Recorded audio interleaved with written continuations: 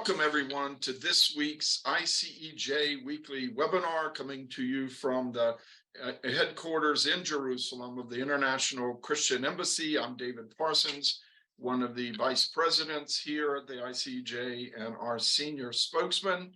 And our topic this week, a biblical theme, we're talking about Purim and the lessons of Purim, this very unusual and very happy Jewish festival. You can always, Purim and party seems like it goes together. Going to have Purim parties. It is really probably one of the most joyous festivals on the Hebrew calendar. And here to help talk about Purim, the meaning of it, the significance of it, the traditions around it, is our friend Rabbi Shmuel Bowman. Good to see you, Shmuel. Good to see you too, David. Now, Shmuel, of course, we've worked with him for many years. He's the executive director of Operation Life Shield, partnering with him to put life-saving portable bomb shelters along in vulnerable communities along Israel's southern and northern borders, primarily around the Gaza periphery. For many years, you're well known to a lot of the Christian Embassy folks around the world, but you're also a Torah Scribe, and a specific Torah scribe that repairs damaged Torah scrolls, correct? Yeah, that's my highest passion, is in a sense restoring a Torah scroll that that is no longer usable for whatever reason, and bringing it back to use. I also have, however, write new things as well, mezuzah, which goes on the doorposts, and other things like that. You need that scripture from where's it? Deuteronomy, Numbers, about bind them on your heart, and you're going in and you're coming out. Exactly. We're going to get it from Numbers 6, and it's the Shema Yisrael. Hear, O Israel, the Lord our God, the Lord is one. And in a sense, that mezuzah is a security system, right? It's like having a security system in your house.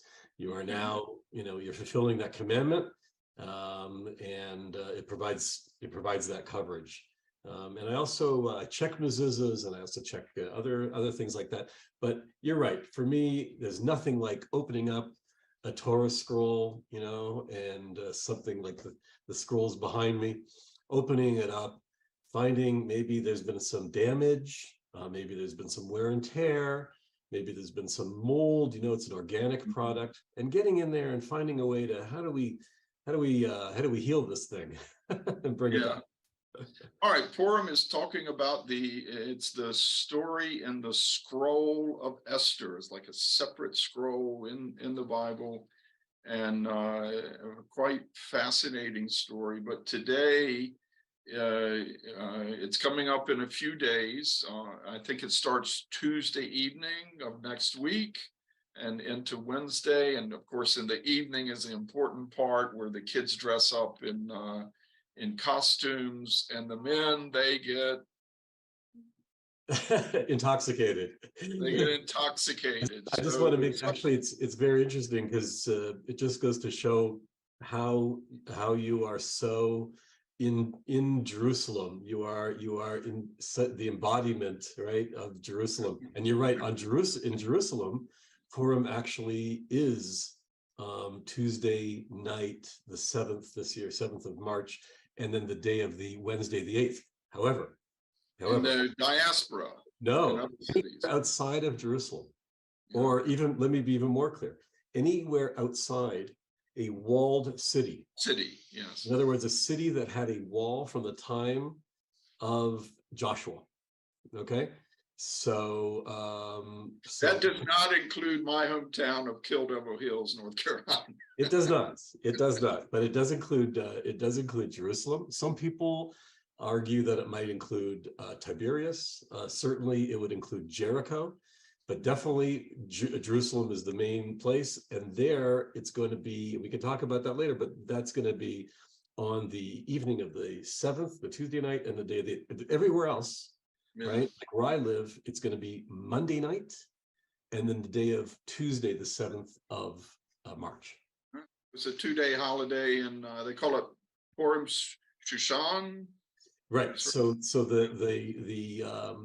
when it's celebrated in Jerusalem, okay, then it's going to be called Shushan Purim, which is the day after Purim is celebrated. And that really reminds us that, and I encourage everybody, if you haven't read, right. So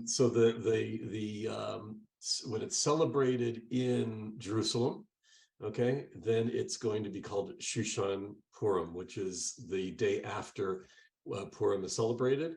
And that really reminds us that, and I encourage everybody, if you haven't read the scroll of Esther, if you haven't read the book of Esther, read it. If you've read the book of Esther, read it again. I mean, I've read it many times. I have scribed the scroll of Esther.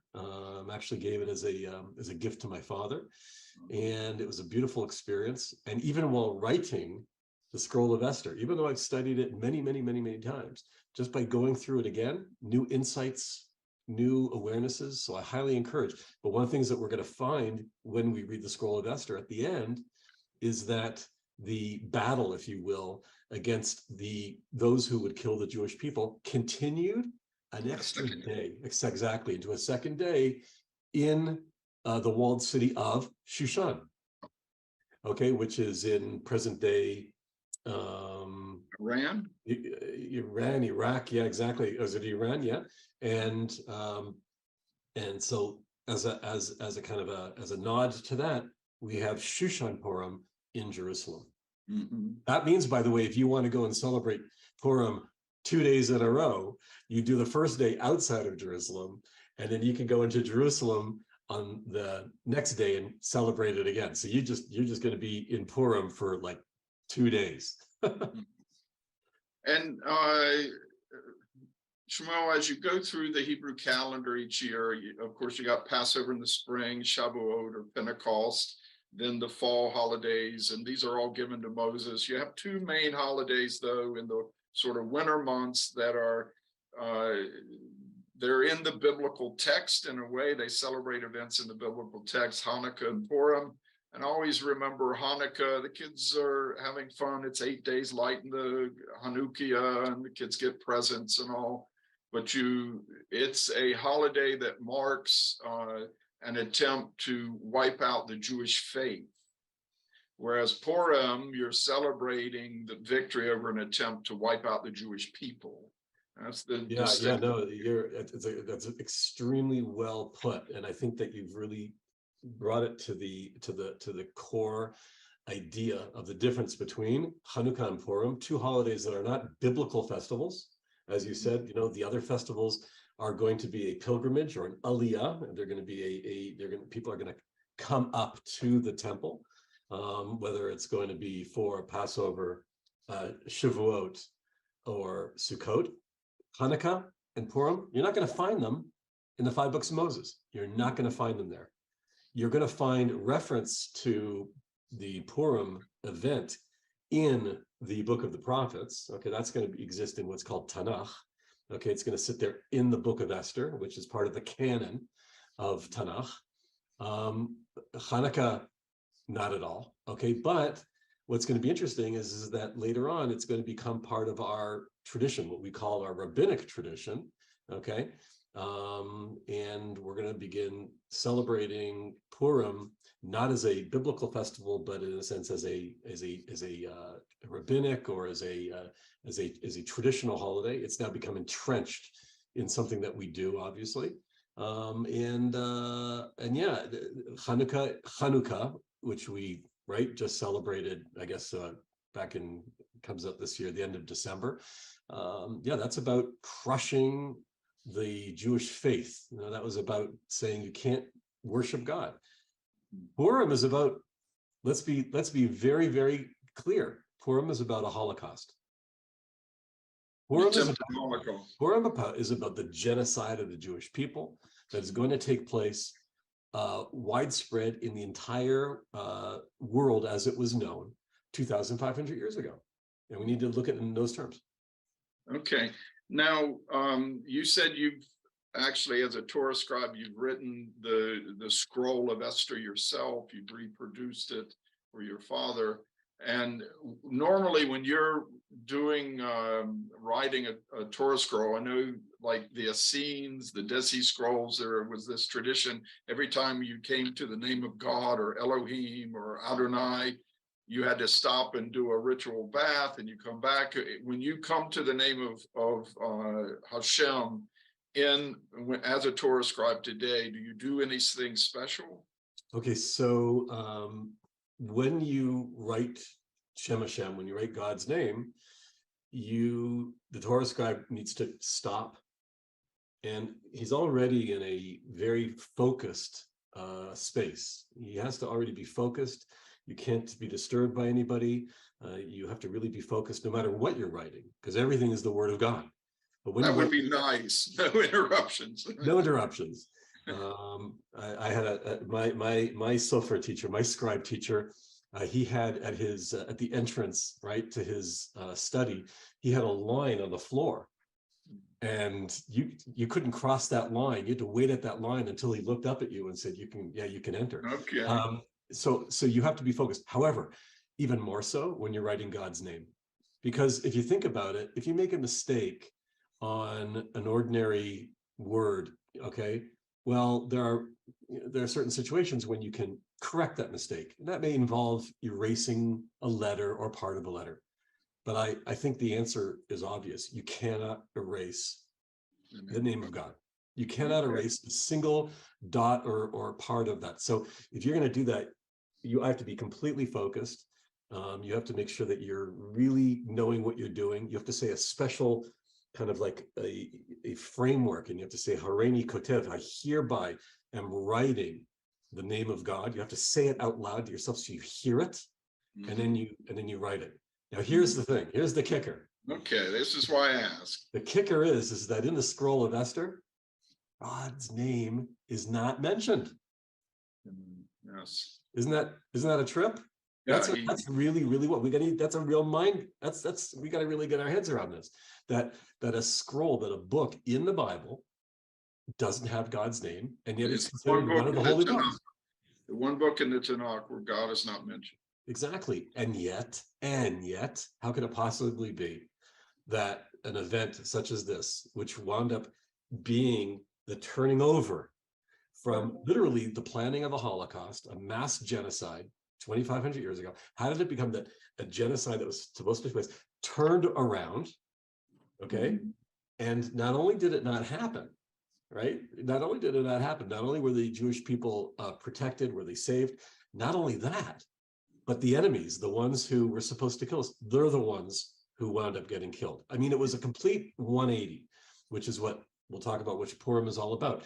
And how could that possibly be that God's name is not in such a scroll? And that is also part of the mask. That is also part of the 180. It's just when you think God should be so present, God is hidden. And in that hiddenness, God's work is so clear. Hidden deliver. Okay, so give us sort of a synopsis of who's the main players and of the scroll of Esther. Right. So when we go into the scroll of Esther, we're really opening up into a story. I mean, it only, you know how, bedtime stories or whatever always begin with once upon a time there was a king or something like that. This is no different. Vayihi b'yamei Achashverosh, right? It happened in the days of Achashverosh, or I think some people pronounce that name as Xerxes, okay? Who reigned over 127 provinces from India to Nubia, okay? And then it goes on about this. You're literally opening up to, almost like I use this, a Disney-like story. There's the castle, and there's the banquet, and there's all the ambassadors, okay? And this is what's going on, and it's taking place in literally the world, the lead empire, as it were, 2,500 years ago. And basically, the just to give you the real synopsis on this, the story basically is that the lead king, the head guy, he needs a queen. He needs a queen. And he's going to choose from all the women in the entire, not just his country, but in the entire empire. And isn't it amazing that a Jewish woman named Esther, also known as Hadass, winds up getting chosen? And it's very interesting because we have all sorts of ideas about who this person was. But Was her she identity was hidden, though. Sorry? Her identity was hidden. And her identity was hidden. Exactly. They didn't say we're choosing the, we're not choosing the Gal Gadot here. We're choosing, we're choosing this woman, and she hides her Jewishness. It's very, very interesting because her Hebrew name is Hadass, and her, in a sense, her Persian name was Esther. Okay, so everything is done in secret. Okay, very nice. She's now that, and we'll jump forward a little bit to the fact that there's a plot to kill the Jewish people. This plot is put forward by Haman, and Haman is an Agagite. Now, that means he's from Agag. Now, it's very, very interesting because Agag, if you look back, several generations earlier, Agag is the king of Amalek. Okay, and if we go back to the story of King Saul and the prophet Shmuel, we're going to find that God had commanded the King Saul, who was from the tribe of Benjamin, right, to kill and destroy the entire nation of Amalek because they were going to be the enemy of the Jewish people forever. And he does, except for the king. He keeps Agag alive. And Samuel comes along, and of course, probably one of the most non-politically correct prophets you're going to find. And he cuts him up. Yeah. He says, "What is this bleating of the sheep I hear?" That Saul had kept some sheep, and he then finds out he kept King Agag alive. He had been ordered to kill them all, but he didn't do it. And we find that King Agag, before he died, is actually able to sire a child, and that became, continued the Amalek dynasty, if you will, all the way to Haman. And it says he's an Agagite. And so now we have Haman, who is a descendant of Agag, who we meet, earlier in with King Saul, and he's an Amalekite, which was Israel's enemies since the Exodus. Exactly. And I love this part. This is why God is so amazing, because we little humans couldn't come up. We couldn't write this. This is just amazing. So there's a fixing, there's a repair, there's what we call a tikkun, a repair that needs to happen from all the way back at King Saul. Remember, King Saul is a Benjaminite. He's from Benjamin. And Esther's, again, we don't know if it's the uncle, or if it's her husband, or it's her uncle and her husband, or if it's a cousin. Anyways, let's call her her caretaker, her relative, is Mordechai. And Mordechai, a lot of people say it's her uncle. Again, some people say it's her husband. Nevertheless, guess what? Mordechai is from the tribe of Benjamin. Exactly. And so there's this beautiful kind of like history just doesn't kind of like fizzle out. There's a fixing that's going to happen, and God's timing isn't necessarily our timing. So if King Saul didn't do God's will back in Jerusalem, it's going to get done now in Persia by the descendants, both of King Saul, that's Mordechai, and of Agag, that's Haman. Now, what happens is that if you think about it, what should have happened is that the plan should have been carried out. Haman should have, and he paid for it. Haman paid for the right to have him and all his henchmen and henchwomen, we can't leave the women out of this, kill the Jewish people and do it on one specific day. And if you think about it, really, David, that's really what should have happened. And in fact, I and you would not be sitting here today. Okay? The Jewish people would not have continued. And with that, by the way, the Christian people would not have continued. It would have ended 2,500 years ago. Goodbye. It would have been a footnote in history. And instead, what happens is that Esther, who's a Jewish woman in hiding, is confronted by her uncle, husband, Mordechai, and says, Mordechai, and it's in chapter 4:14, it's one of the most famous ones, right? And says, Esther, you gotta approach the king. And she says, listen, protocol and this and that, you know how it is, if I approach the king, right, and without having been invited, and without having, there's a certain protocol to these things. You know what's going to happen to me. I could be killed. And Mordecai says, well, okay, but perhaps for such a time as this, you've been placed in the palace of the king. Think about that idea. And you know what, David, when I think about that word, I replace the word palace with any other word of opportunity, right? Mordecai says, for such a time as this, perhaps you were placed in the palace of the king, right? And who knows, maybe this is your moment. And if you don't do it, well, then your name is just going to be dust, and you're going to have no heritage. No one, okay, there's nothing is going to outlast you. And Esther has this moment of like, whoa. And she then says, I'll do it. And what'd she say? If I die, I die. If I die, I die. She understands what the ultimate costs are. But listen, if you replace the words that Mordecai says when he says to Esther, who knows, for such a time as this, you were placed in the palace of the king. And I'm going to replace the word palace with Congress of the United States, Knesset of Israel, Parliament of Canada and England. Okay, the governments, whatever government you happen to be in, whatever company you happen to be in, whatever business you're in, whatever organization you're in, whatever community you're in. And if you think about it, we're all given an opportunity, and Esther is there to teach us. Mordecai's there to teach us that you want to do something important in your life. Yes, it could cost you your life. That's a huge, huge thing. But that's perhaps why you're in this place. You think you got here because you're so smart? You think you got elected to Congress because you're such a smart person? Forget about it. God placed you there for a reason. Yeah, it's all about time and place. And it's all about time and place. And what we have is that Esther approaches the king, and ultimately, really, it's a miracle, because really what should have happened is she was totally against protocol. And in those days, protocol was extremely important. You did something wrong, you're capital punishment. It's not a fine. It's not a slap on the wrist. It's not bad press. That's it. They hang you. Okay. And she goes in and he accepts her petition.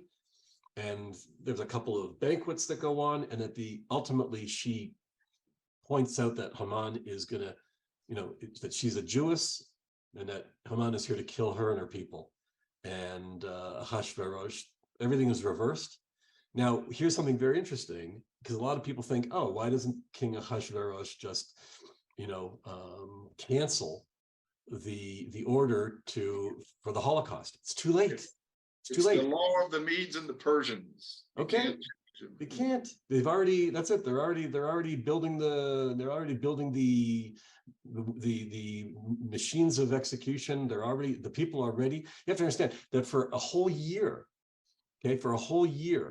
while people are waiting to kill the Jewish people are sharpening their swords. Okay, they every time they see a Jew, they're going, "We're coming after you. We're coming after you." That's it. And the whole thing changes. The word Purim comes from lots, which is like casting dice or something. It says Haman was constantly casting lots for month after month and month, trying to figure out when is the best time to kill him. Right. And if you think exactly, and if you think about it, again, it's all about this 180-degree, kind of like, we don't believe in chance. We don't believe in chance, right? All of us who are God-centric, God-fearing, Bible-believing people, the concept of chance, it doesn't exist. It's not part of our vocabulary. And so to call a holiday, call this festival Purim, which is in a sense game of chance. Can you imagine? It's the festival of the game of chance. Yes. And that's what we're dealing with. So they cast lots even in the New Testament for important decisions. It's quite interesting. It is. And I think that if you're going to cast lots, then you better come with the attitude that it's God who's rolling the dice. Okay. Yeah. Okay. If you're not coming with that, if you think it's just about chance, then forget about it. If you come along and you say, okay, listen, it's this is what God's will is going to be, that's a different story. So we're not encouraging anyone to go out and play the lottery, though. Please. So it's a very interesting name, and it is about Haman coming up with the exact date. And again, it has to do with this hiddenness. The entire holiday is about what we can't see. right? As you say, the name itself, Purim, is about chance. There's no such thing as chance. God controls everything. Esther hides her name and her identity. Okay, everything is turned around. God isn't present.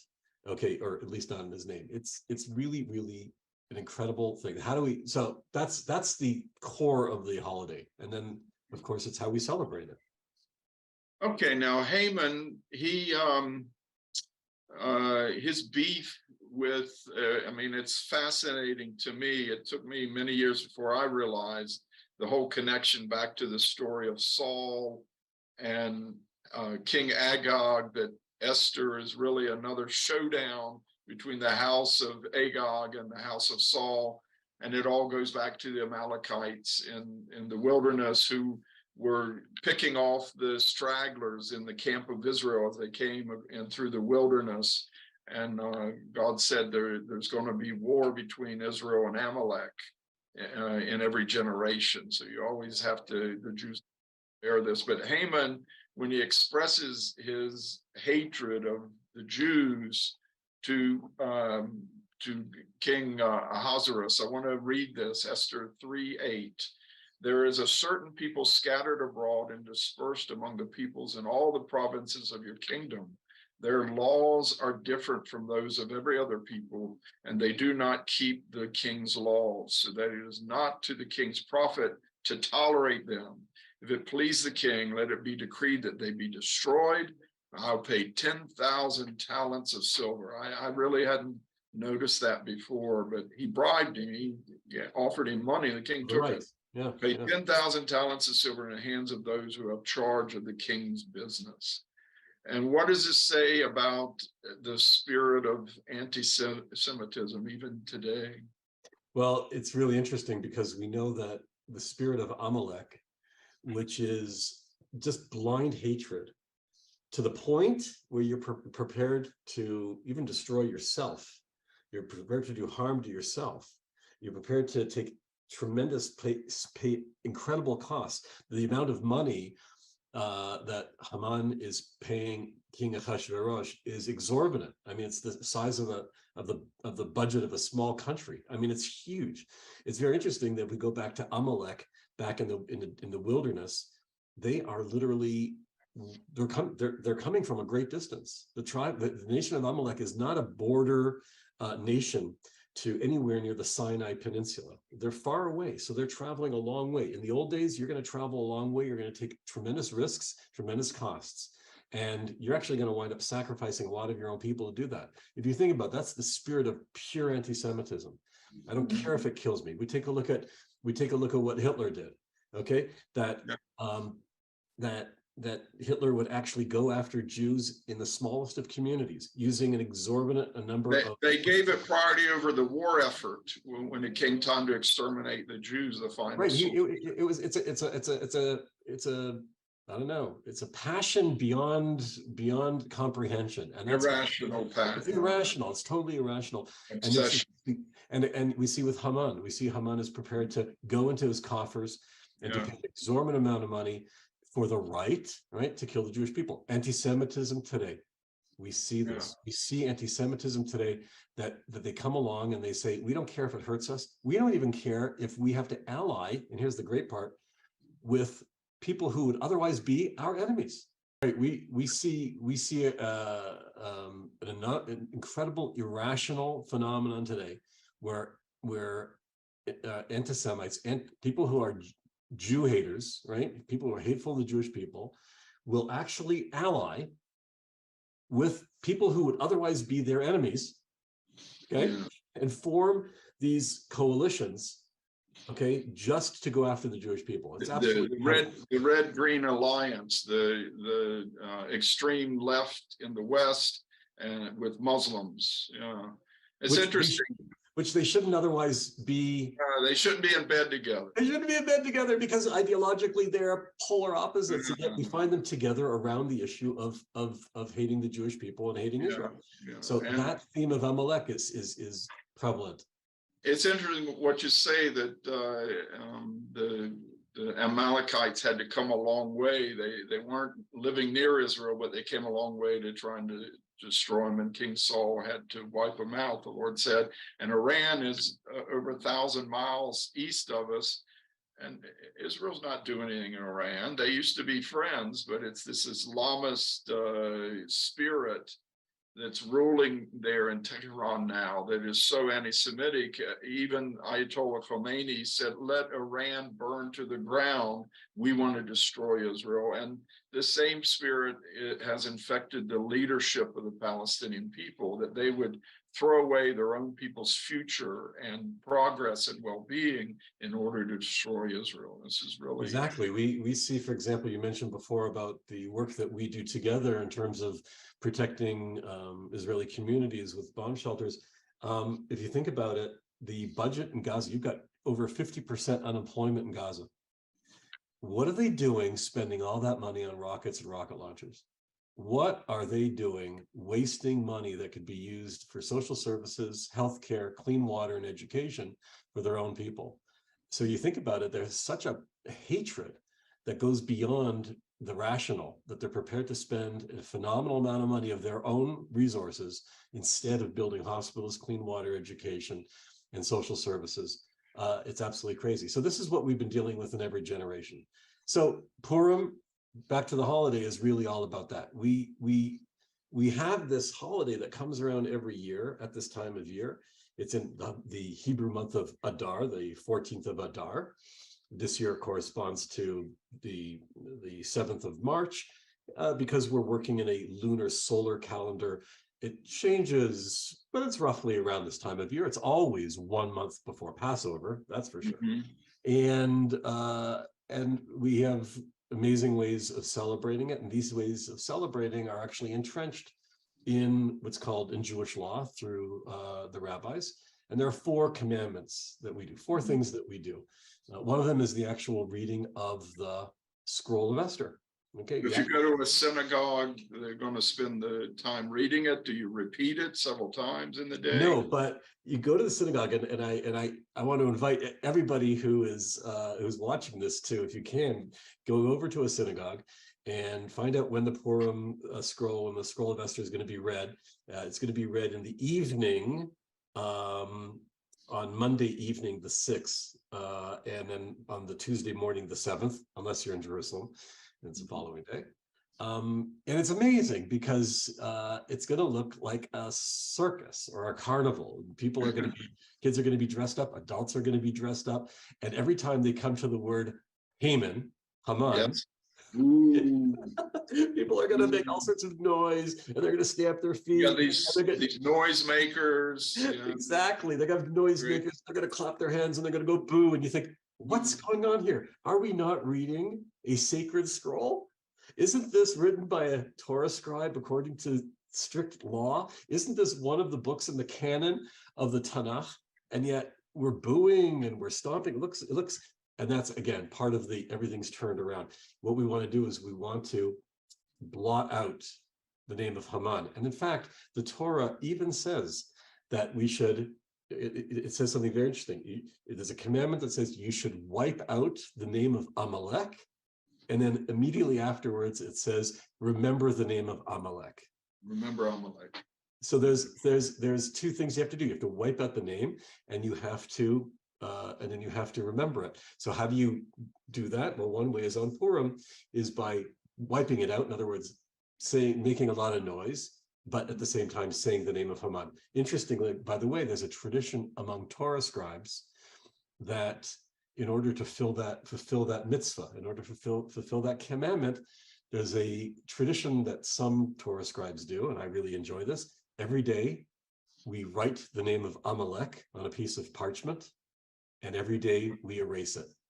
So every day we actually go through that process. So one thing is to read the scroll of Purim, the scroll of Esther, and we do that in the evening and then in the day. You come to Mordecai. What do you do? We get to Mordecai. No, just okay. We're not cheering. We're not clapping. We're just listening and giving honor and giving respect to hearing his name being said. There's no clapping or anything like that. The second thing that we do is we actually give monetary gifts. We have charity to at least 2 people Okay, it's a time for giving charity. That's also a commandment. The third thing that we're doing is that you are sending gifts, edible gifts, gifts of food, okay, to at least one person.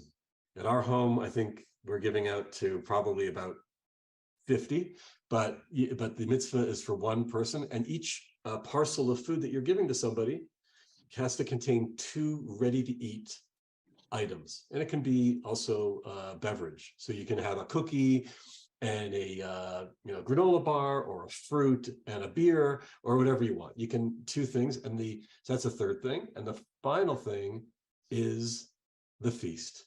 You got to have a meal. You got to have a meal. You got to eat something really special. This isn't, whatever your budget is, add something additional to the meal. Make it really nice. And a lot of people, of course, are including wine and other intoxicating beverages. It's very, very interesting. It's not really customary for Jews to really be drinking to the point of intoxication. That's not really our kind of our style to do that, except for one time during the year, and that's on Purim. And some people say you should actually get drunk to the point where you confuse between Haman and Mordecai. Exactly, 2 polar opposites in so many ways, so that you confuse them. So you're going, oh yeah, and cursed be Mordecai. Oh no, I didn't mean Mordecai. I mean Haman. If you got to that point, you did it. Yeah, and you shouldn't be driving either. Oh, no. That should be rule number 5. No driving on Purim. So the other thing is I want to talk about is the fact of what it means to actually get dressed up, because people are going to see, if you're in the land of Israel, you're going to see people dressed up. And what that means is, you take a very simple thing like this, and then okay, so I don't know if you can, okay, so now I have transformed myself into a something else. Whatever it is, I don't know what I just kind of literally grabbed this from our costume closet. Every Jewish family. I think you'd have to have a few glasses of wine to wear that in public. Okay, so you have to have a few glasses of wine. But what's interesting is, what does it mean to put on a costume?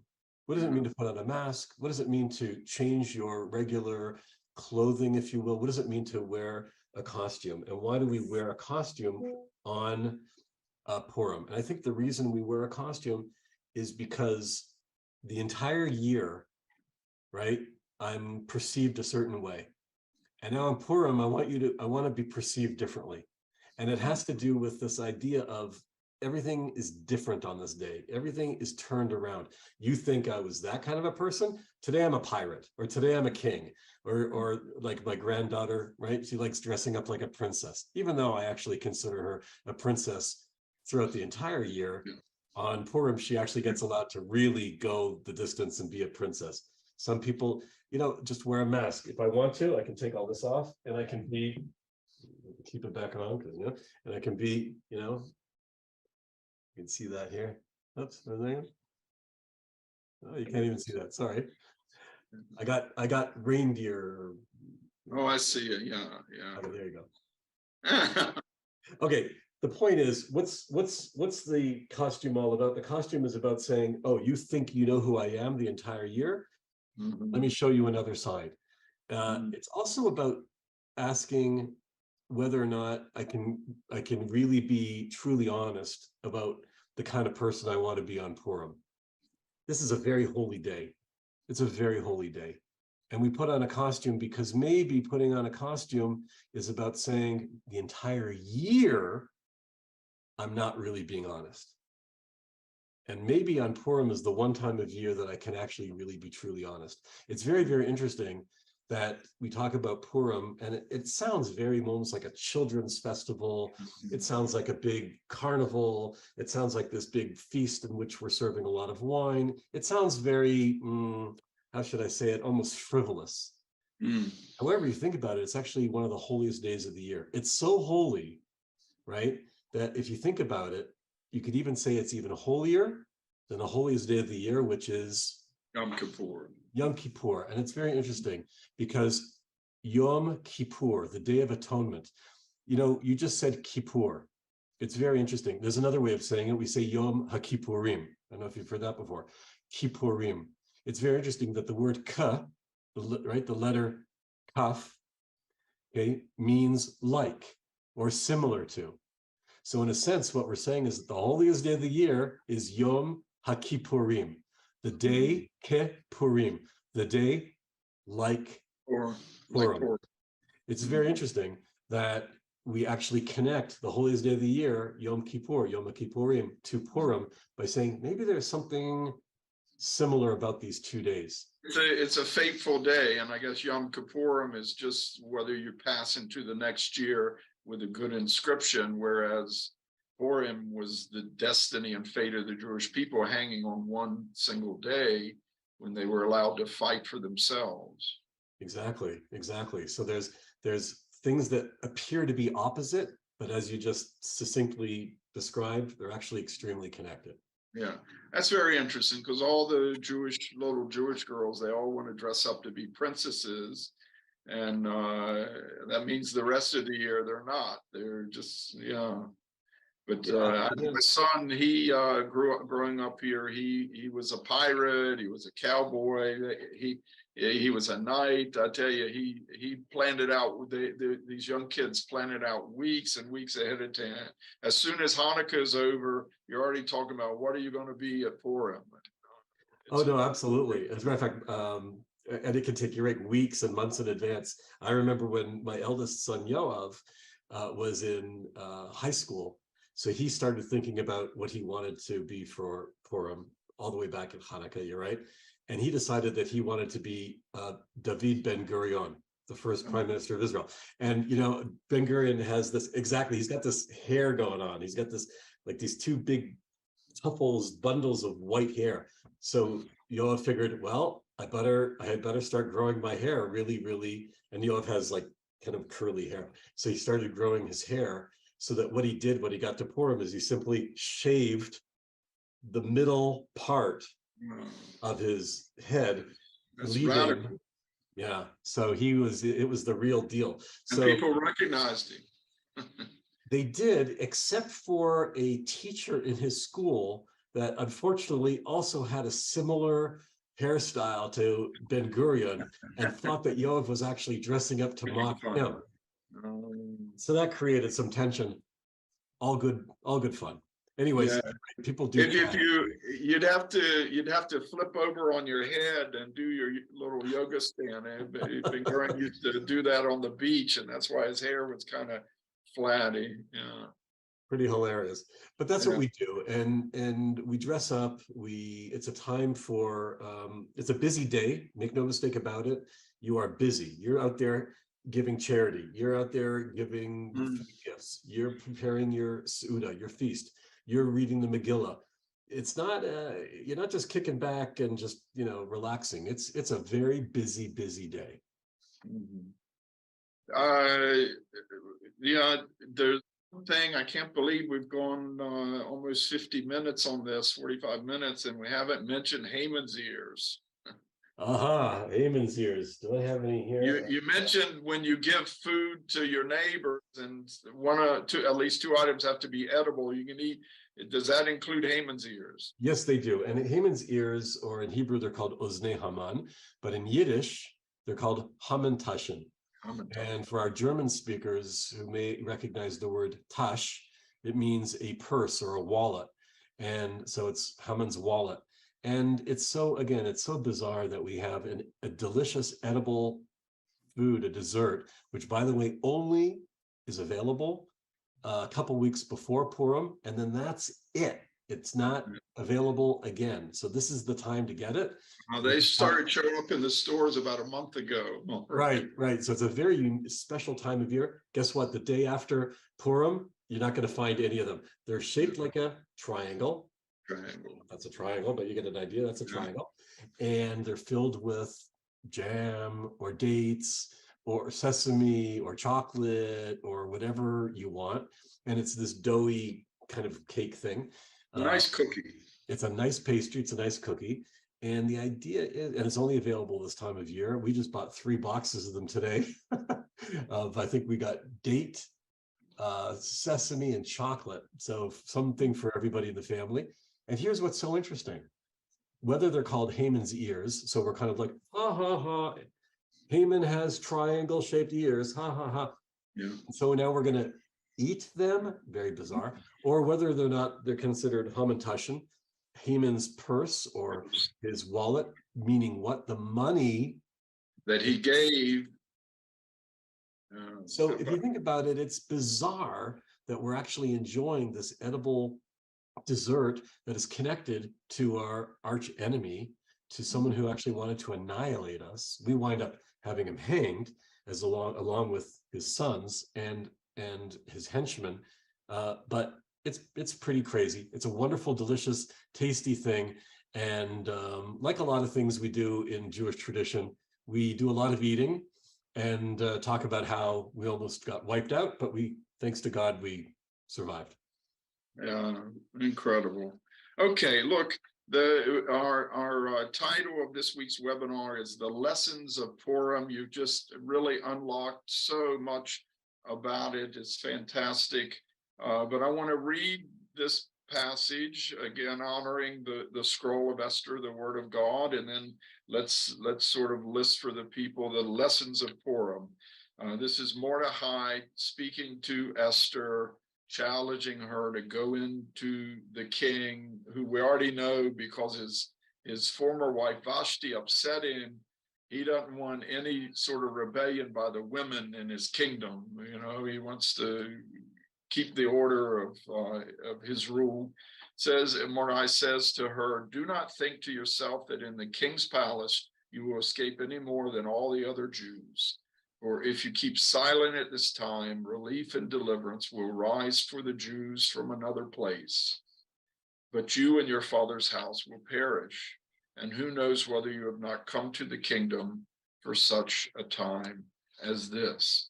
Tell us, what do you think are the lessons of Purim for us? Exactly. No, those are powerful words. And a God who delivers.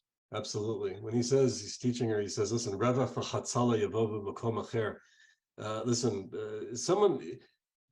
God has promised that the Jewish people will survive. Okay. And that protector is going to come from somebody else. But right now, the calling is on you. And you have a choice. It's up to you. It's not about, if you decide no, it's not that the Jewish people are going to be destroyed. No. God's promised forever the Jewish people will survive. That protector is going to come from somebody else. But you right now have this opportunity, and it's because you're now in this time. And so the lesson really is, I think, about saying, what is my legacy? What is my role? Why have I been placed in this position? And that could be, as I mentioned before, in this company, in this government, amongst the circle of friends, in the media. Mm-hmm. Why am I in it? Why am I how did I become an influencer on the social network? How is it possible that I've been given this gift of art, of music, of writing? Use that God-given skill, okay? And that God-given skill, God wants, especially now, especially in every generation, but David, we don't have to look too far to see how attacked and under attack the nation of Israel is. What role do you have? What role do I have? What role do the people who are watching this have? What can they do? Maybe it's about saying, you know what? It's about allocating more of our charitable dollar to something that is going to be speaking on behalf of the Jewish people. The ICEJ, which speaks so loudly, the most loudly in the world, in most of the countries, 80, 90 nations in the world. What an incredible thing to do, to be able to say, you know what, now's the time to increase my giving to that organization and play a role in how this is going to change. Because, in the end of days, right? So when the great scroll is written, okay, so are you going to be in there? Am I going to be in there? It really, and it's not about ego. It's about saying, what is my legacy? Why am I here? And I think that that's a very, very powerful word. The other idea is that it's Mordecai. It's not God. God isn't coming along. I don't know, but let's face it. God doesn't necessarily show up in a big cloud and lightning and thunder to most people on a daily basis. But here's Mordecai coming along and saying, I'm saying this is the opportunity. We don't have to wait till till there's some great storm or another Mount Sinai. Okay, it can come is in a simple teaching, and knowing that God is in every word, and know that God is here. He used the winner of a beauty contest to deliver. He's the winner of a beauty contest, and our rabbis teach us she wasn't that beautiful. So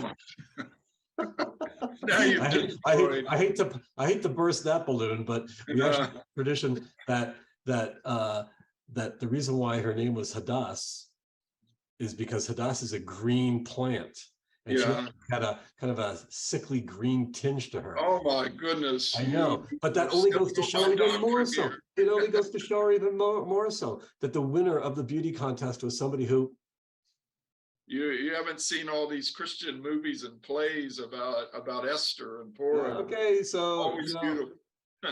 We can listen, and I don't want to take away anything from all the beautiful little daughters and granddaughters who dress up as Queen Esther. So we won't tell them, but it's an important point that there's incredible work going on, David. There's incredible work going on, and when you realize that you have a role to play, when Esther stands up at that feast and turns to her husband, the king of the empire, and says, I'm Jewish, and he wants to kill me and my people. Okay, when we stop hiding, when we stop hiding and we say it's time to tell everybody who I am, it's time for all the people who are, the people who are watching this video to turn to their colleagues and say, this is who I am. Enough hiding, and let whatever happens. And if I lose my job, and if I lose my friends, right? And if I lose all the people who are so-called friends on Facebook, so be it. I need to be honest about who I am. It's a powerful word. It's a powerful lesson for all of us. Okay, so the lessons: God is a hidden deliverer. When it seems he's not there and all, just trusting that he's there at all times. He can be a hidden deliverer. I think one of the things we really haven't mentioned is that fasting and prayer works. Oh, does it ever? Esther, who called a 3-day fast and said, y'all fast for me, and then I'll go into the king and make my request. And fasting and prayer works. And that's where God shows up, who are you praying to? Where you're Jews, you're praying to the God of Israel. Yeah. And also be obedient and finish the job. The disobedience of Saul came back to haunt the Jewish people, almost in a horribly incredible way, but God delivered again. But Saul should have been obedient even several generations before and finished the job himself on King Agag. It's interesting you say he had time to sire another child. That's quite interesting. And then what you've been mentioning, that God's going to deliver the Jewish people. I think it's a powerful statement of faith by Mordecai. He's going to preserve us. And I've come to that realization myself, that God's going to preserve this nation, even today, even from the Iranian threat. I totally believe it. God has not gathered the Jewish people back for another mass annihilation by nuclear means here. Not at all. He will deliver. The question is, what means will he use to deliver? Is it going to be us advocating, lobbying, exactly what he's going to use? And the bigger threat gets, the bigger the deliverance is going to be. And we just need to trust the Lord, pray, fast, and stand over it, because that same spirit is back in Iran right now. That Persian that Haman tried to plant there. With the accident. It's no accident.